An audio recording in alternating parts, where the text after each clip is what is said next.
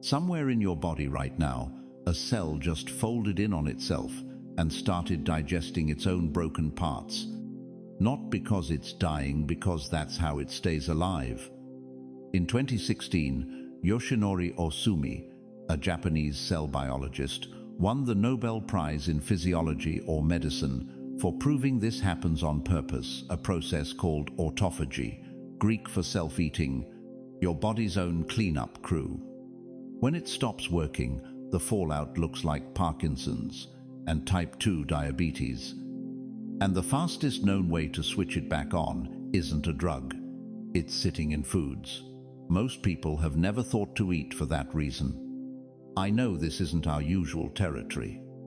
Most weeks here we walk through the foods of Scripture, but the deeper I got into this research, the more Scripture kept turning up anyway, in places I didn't expect.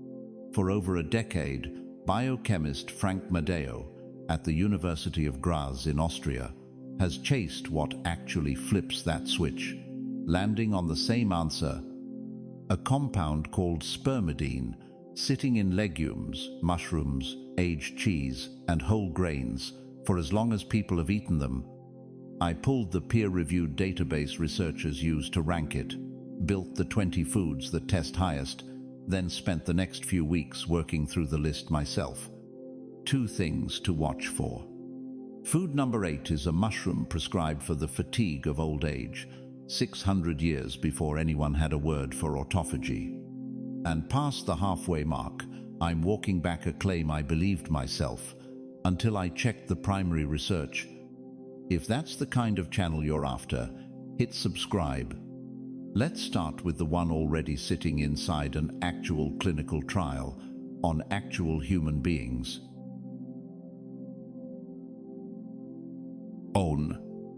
Wheat germ.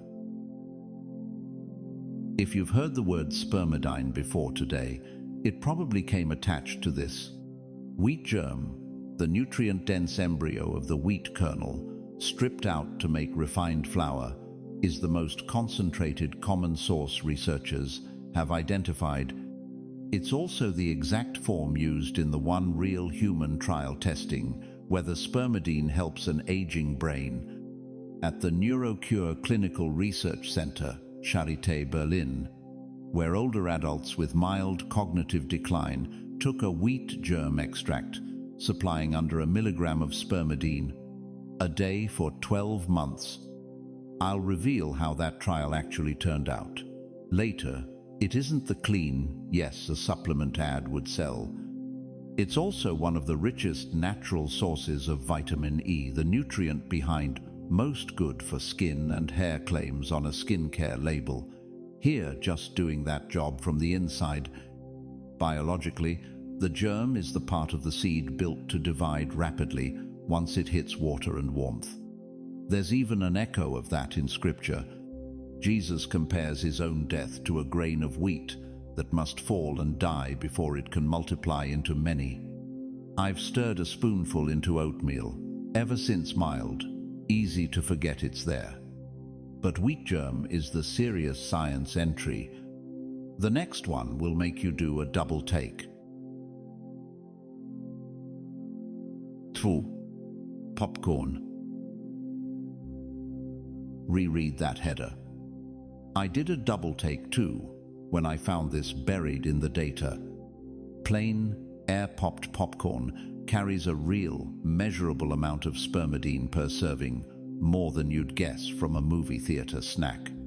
It's one of the only snacks that's a genuine 100% whole grain by pure accident of how it's made, which also means real fiber, the kind that keeps digestion moving and actually leaves you feeling full instead of just fed. You won't find popcorn in Scripture. Maize hadn't reached the old world yet, but Genesis's blessing over every herb-bearing seed technically covers it by category, an ocean and a few thousand years early. Plain, unbuttered, lightly salted. If popcorn earned a spot here, wait until you hear what a piece of fruit has been prescribed for in Chinese medicine since before Europe had a word for vitamin. 3. Pear. My grandmother peeled pears for me the same way every single time, always leaving a sliver of core intact. It took me 20 years to ask why. She didn't have a scientific answer. It was just how it was done. In traditional Chinese medicine, pear has been simmered into a decoction for centuries to calm the lungs, clear internal heat, and support people managing hypertension and heart disease, a tradition far older than anyone's understanding of polyamines. Modern food chemistry confirms pear carries a genuine, measurable amount of spermidine, plus fiber that keeps digestion moving, and vitamin C that helps your body maintain the collagen, keeping skin firm. Pear never made the Bible's own shortlist of named foods. The 7 species of Deuteronomy, 8, are wheat, barley, grapes, figs, pomegranates, olives, and dates. But it falls under the same broad blessing over fruit-bearing trees in Genesis. Eat it whole, skin on. Pear at least looks like health food. What's next is the vegetable nobody ever fights over at dinner. Four. Green peas. Nobody's ever begged for seconds of peas. I certainly didn't.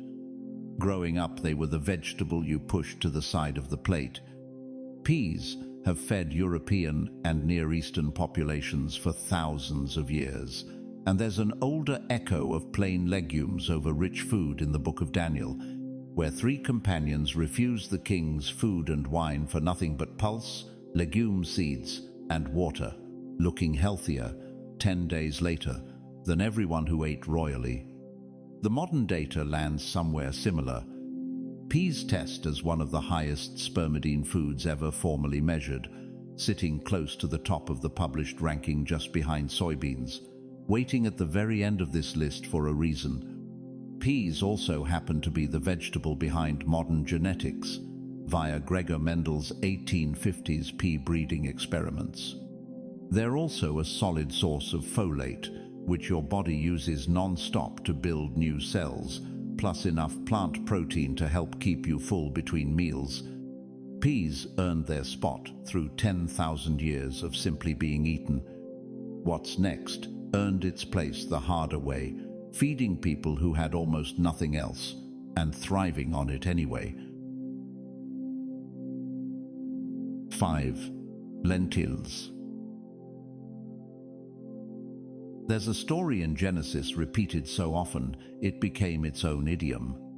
Esau, starving, trades his birthright to Jacob for a bowl of red lentil stew, a mess of pottage.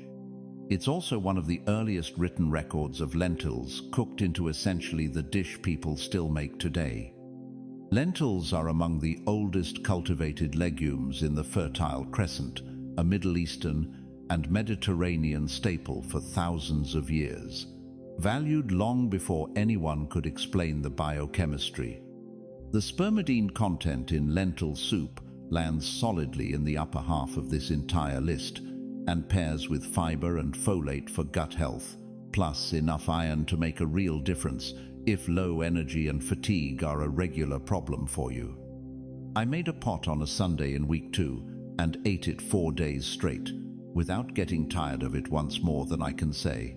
For most healthy food, I've tried to force into rotation. Next up is a vegetable people either love or actively avoid, and it turns out spermidine doesn't much care which side you're on. C's. Cauliflower. Quick question. Have you ever noticed cauliflower is actually an immature flower, harvested before it ever got the chance to bloom? Cauliflower belongs to the Brassica family, with a long Mediterranean cultivation history. Its spermidine content is moderate rather than spectacular, but it's consistent across multiple European food analysis studies. It's also a solid source of vitamin C, more per cup than an orange, the same nutrient your skin uses to keep producing collagen. Genesis's opening blessing over every herb-bearing seed would technically cover it, even though the word itself never crossed anyone's mind 3,000 years ago. It showed up in my kitchen for the first time a few years ago, riced into a curry. I remember being almost offended by how well it worked. Its far more famous cousin is up next, and it's about to correct something you probably think you already know. 7. Broccoli. Broccoli and cauliflower are actually the same plant species, Brassica oleracea, just bred for different parts. Broccoli, specifically, bred for those tight flower heads, likely didn't exist yet in the biblical world. Most food historians credit Italian growers with developing it centuries after the last book of the Bible was written. Most longevity content talks about broccoli for sulforaphane, which switches on your liver's antioxidant defenses through a separate pathway. But it also carries its own real spermidine, plus vitamin C for that same collagen support role, and vitamin K for normal blood clotting.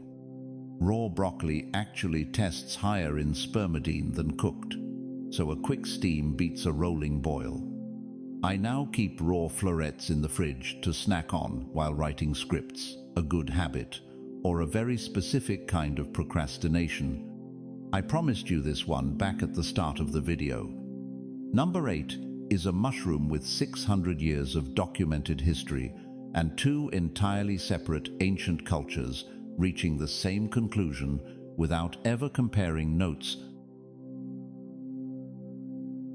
8. Mushrooms.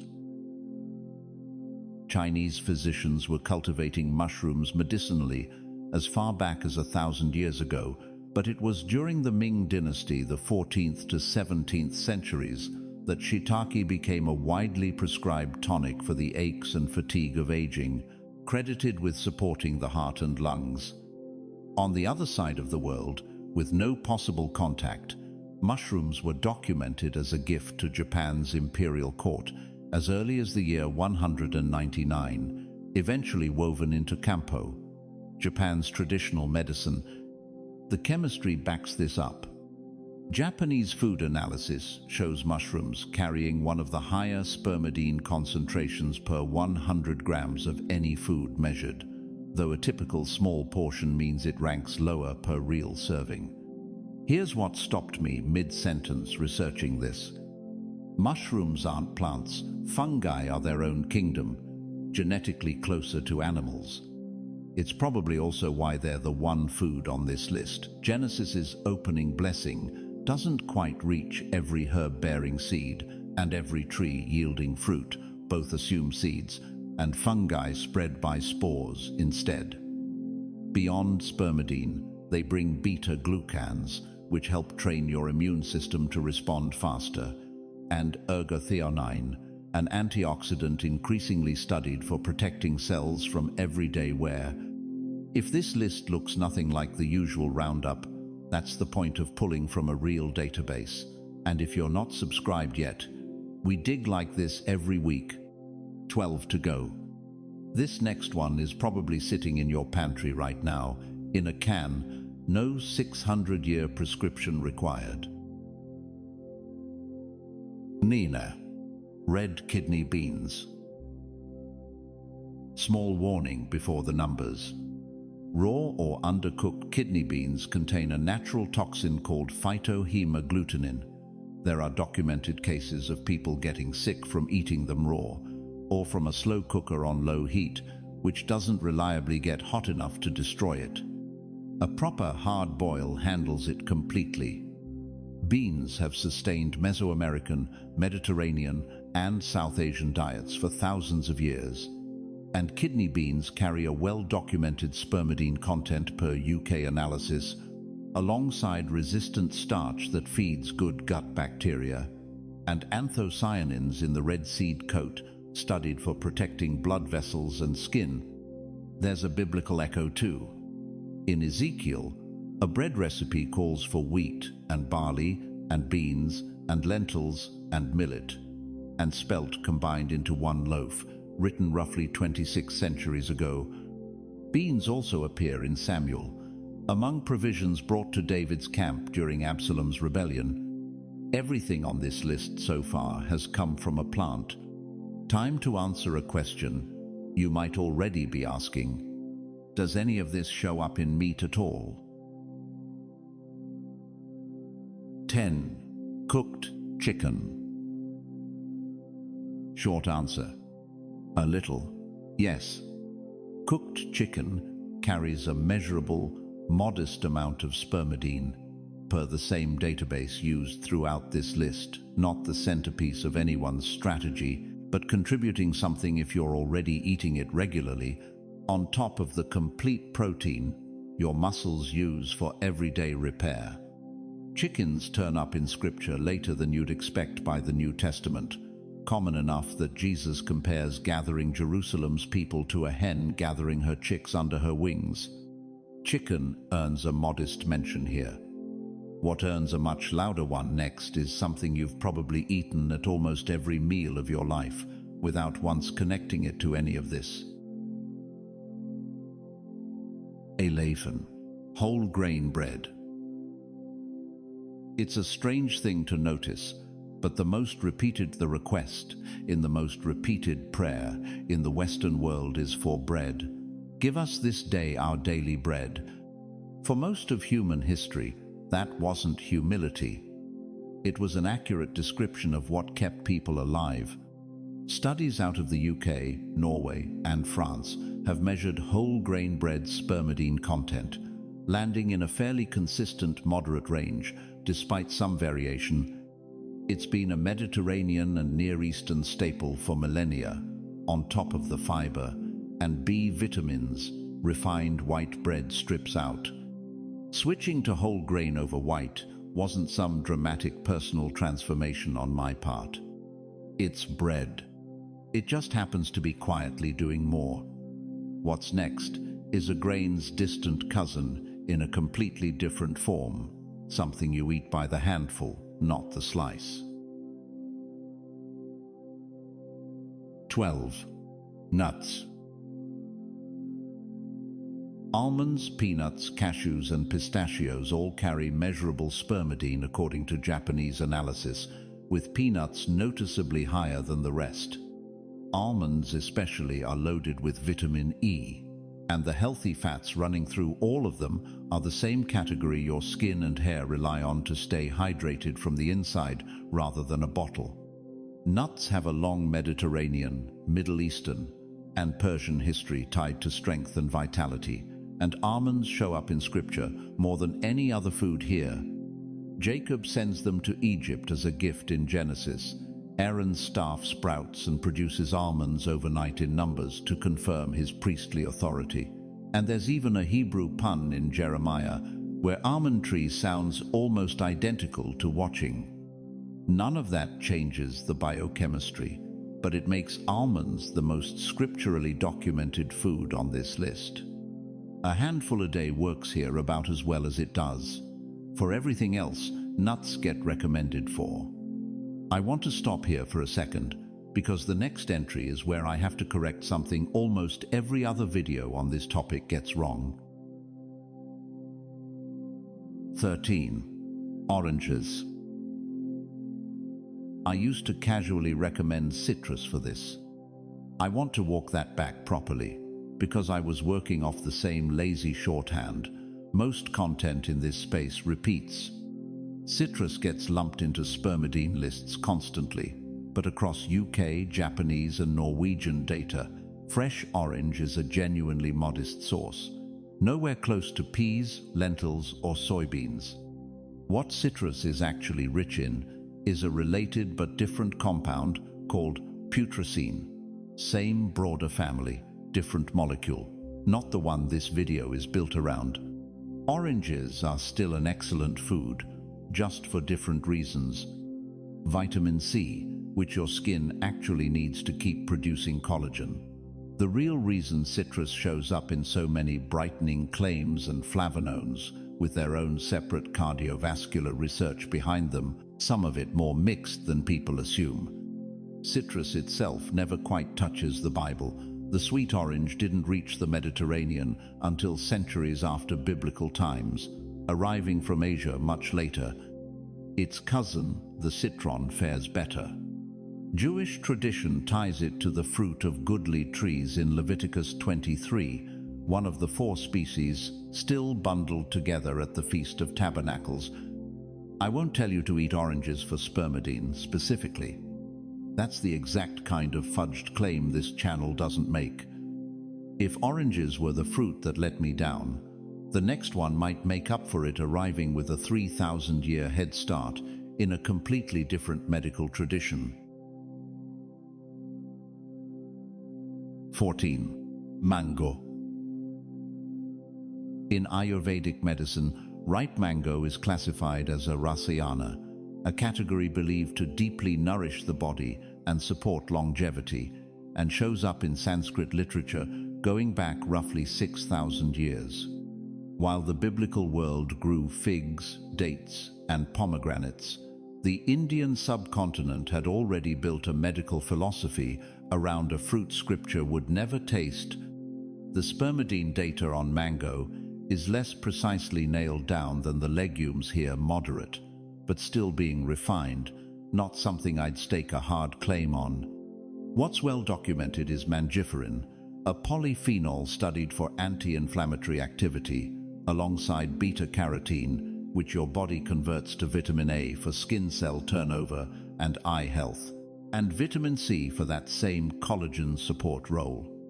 What's coming next has a far stranger origin story, one that may or may not involve a samurai general and a bag of soybeans left out just a little too long. 15. Natto. My first bite of natto, fermented soybeans strung together with sticky webs that follow the spoon halfway to your mouth.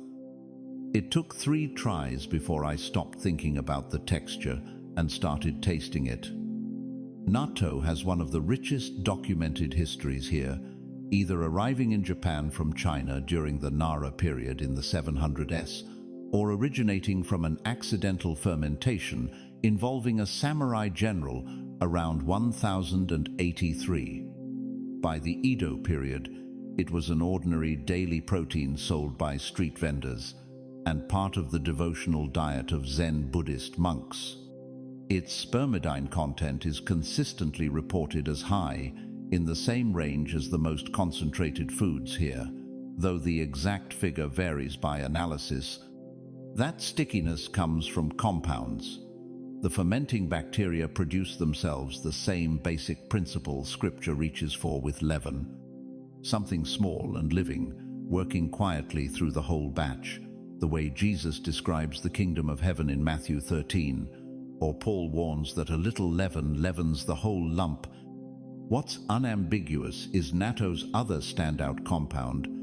Vitamin K2, specifically the MK7, form the nutrient your body uses to direct calcium into bones and away from arteries, with its own independent cardiovascular and bone research behind it, plus nattokinase, an enzyme studied separately for supporting healthy circulation. Natto ferments in days. What's coming next takes months, sometimes years, and that wait turns out to be the entire point. 16. Aged cheese. Parmesan-style cheese traces to the Middle Ages, Italy's Emilia-Romagna region, where Benedictine and Cistercian monks developed a long-lasting cheese from monastery milk and local salt, documented from around 1200. Even earlier, hard, salted, aged cheese was valued by Roman legionaries for traveling well and packing calories into a durable ration. The chemistry. Bacteria release polyamines as they break down proteins over time, which is why aged cheeses test dramatically higher than fresh ones. Numbers vary enormously by cheese, country, and age, but the conclusion is consistent. Aged cheese, as a category, came out as the single highest spermidine source researchers measured. A large American population study, tracking over 20,000 adults, specifically found that spermidine from cheese, alongside vegetables, legumes, and nuts, was associated with lower cardiovascular and all-cause mortality on top of the calcium. Your bones are already quietly drawing on every single day. Cheese even makes an appearance in Scripture when Jesse sends his son David to check on his brothers at the battle lines. Part of what he sends along is 10 cheeses for their commanding officer. A small amount of genuinely aged hard cheese isn't just flavor, it's doing real biochemical work. I want to be honest with you about the next one, because it's a mix-up I made myself before I actually checked the research. 17. Liver. Liver shows up constantly in longevity content as a polyamine powerhouse, and it's not wrong exactly, it's just imprecise in a way that actually matters. When researchers measured liver, it came out as the single highest source of spermine, a related compound in the same family as spermidine, sharing a similar role, but not the exact molecule. The Nobel-linked research is built around liver's spermidine content, separately, is real, but far more modest. If your goal is specifically spermidine, liver isn't the standout popular content makes it out to be, though it remains outstanding for iron that fights fatigue, vitamin A for skin and eye health, B12 for nerve function, and choline for liver and brain health, for entirely different reasons. Liver even shows up repeatedly in Leviticus, where a specific fatty lobe attached to it was set aside and burned in sacrifice. Liver taught us to read the fine print. The next food is going to test how honest I'm willing to be when the fine print isn't fully written yet. 18. Durian. I tried durian exactly once, outdoors, and the smell still reaches you before the fruit does. Ancient Malay manuscripts celebrate it as the king of fruits. Traditional Chinese medicine classifies it as warming, used to invigorate the spleen and support qi. Funny enough, the Bible has its own fable about fruit and kingship in Judges 9. The trees go looking for a king, asking the olive, the fig, and the vine, before settling for a thorn bush. Durian obviously didn't make that lineup, being about as far from the biblical world as any food here gets. But the king of fruits, coincidence was too good to skip. To be straightforward, the spermidine number shows up frequently in popular lists, but I couldn't trace a confirmed figure back to the primary data. This list relies on eat it for the experience and nutrient profile. I just won't hand you a number I can't stand behind. It's also a genuinely good source of potassium, the mineral your muscles and heart both depend on to function properly. Durian has a reputation. It can't fully back up with hard numbers. It's not alone. Here's another food with the same problem, from 6,000 miles away, on a completely different continent. 19. Amaranth. This ancient grain was a staple of Aztec and Mesoamerican civilizations long before European contact, a genuinely excellent food. Regardless, a complete plant protein high in lysine, plus fiber for digestion and squalene, the same moisturizing compound your skin already produces. It frequently appears grouped with other ancient grains in spermidine food lists. But like durian, I couldn't trace a confirmed spermidine figure for amaranth back to the primary research. The rest of this video is built on, so I'm including it here for its broader nutritional value, not for a number I'd claim to stand behind. One odd footnote. The word amaranth comes from Greek amaranthos, unfading the exact word the New Testament uses in 1 Peter for a heavenly reward that never fades. The grain itself is a crop scripture, never encountered, which brings us, finally, to the food that's been quietly waiting at the top of this entire list the whole time. 20. Soybeans.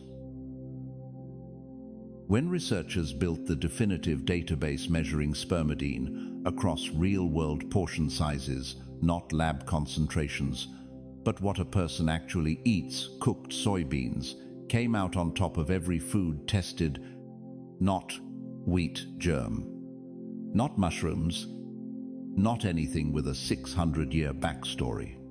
Soybeans.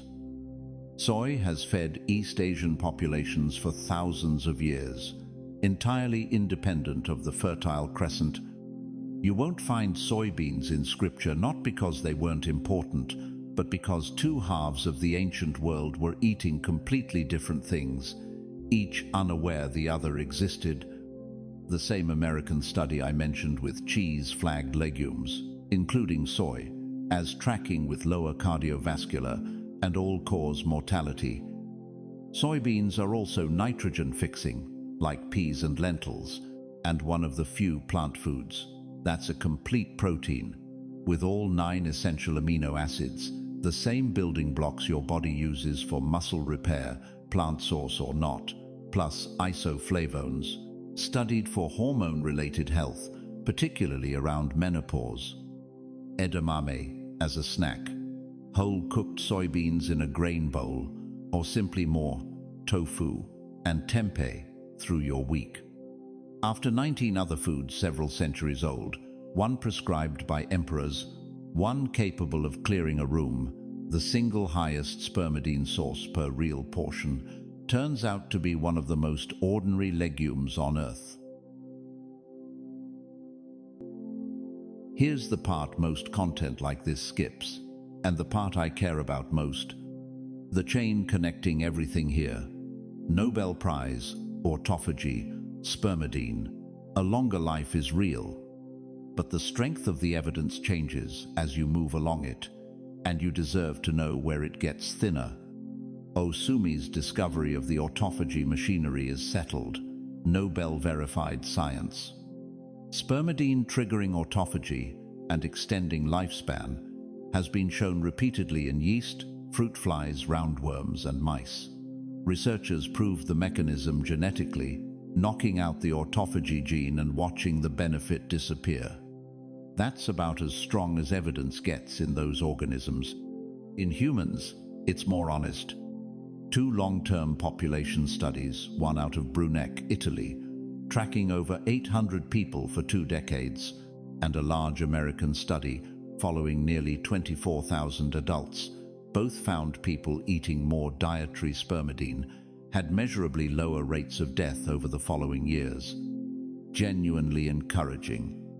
But the one rigorous clinical trial that directly tested spermidine supplementation against a specific, pre-measured human outcome memory performance in older adults at risk of cognitive decline, tracked over a full 12 months at Charité in Berlin, did not find a significant benefit over placebo. I'm telling you that not to undercut this video, but because a channel that only shows studies agreeing with its own title isn't doing science, it's doing marketing with citations attached. Regardless of how the rest of that story plays out, these 20 foods are nutritionally excellent for reasons well beyond one compound fiber, plant protein, polyphenols, fermentation byproducts, vitamin K2, all independently supported by their own research. Here's how I've sorted my own kitchen since this deep dive. Soybeans, peas, lentils, and wheat germ form the foundation. Natto and aged hard cheese go in next in small amounts. Mushrooms, cauliflower, broccoli, kidney beans, and nuts round it out. And I keep the corrections straight. Citrus is a modest source at best. Liver's real standout is spermin, and Durian and Amaranth earn their place for other well-documented reasons. Even without a number, I'd stake anything on. This was never meant to be a supplement protocol. It's a food strategy built on actual research, including the parts that don't wrap up as neatly as a thumbnail would like. If any of this genuinely surprised you, tell me which food did it in the comments. Team soybeans, Team natto, or Team mushroom? We'll keep doing exactly this real research, attached to the food already in your kitchen every single week. The compound behind a Nobel Prize isn't locked away in a lab somewhere. 3 weeks ago, it was in my pantry the whole time. It's probably in yours too.